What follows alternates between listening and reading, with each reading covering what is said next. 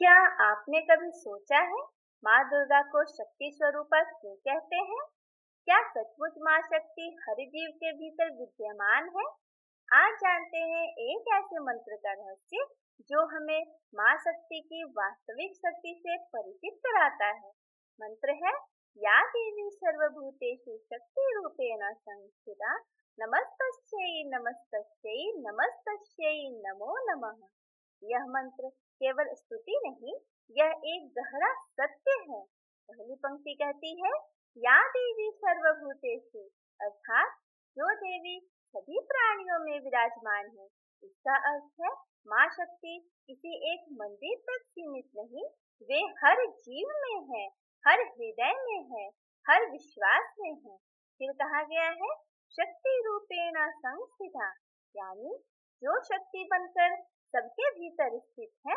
सोचिए, यही शरीर में यदि शरीर में शक्ति ना हो तो हम एक कदम भी नहीं चल सकते।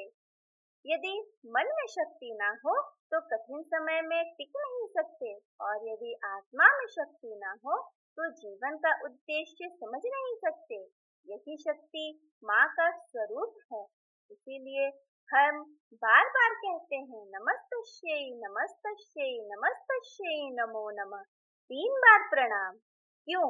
क्योंकि माँ की महिमा शब्दों में समा ही नहीं सकती। पहला प्रणाम शरीर से, दूसरा प्रणाम मन से, और तीसरा प्रणाम पूर्ण समर्पण से। जब भी जीवन में भय आए, जब आत्मविश्वास कम हो जाए, जब लगे कि अब आगे बढ़ना मुश्किल है, तब इस मंत्र का श्रद्धा से जप करना चाहिए।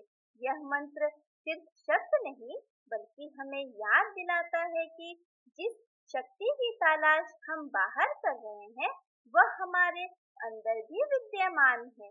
माँ दुर्गा ने महिषासुर का वध किया, केवल इसलिए नहीं कि एक दैत्य का अंत था, बल्कि इसीलिए कि संसार समझ सके अधर्म कितना भी शक्तिशाली क्यों ना हो, सत्य और शक्ति का प्रकाश अंततः विजय पाता ही है।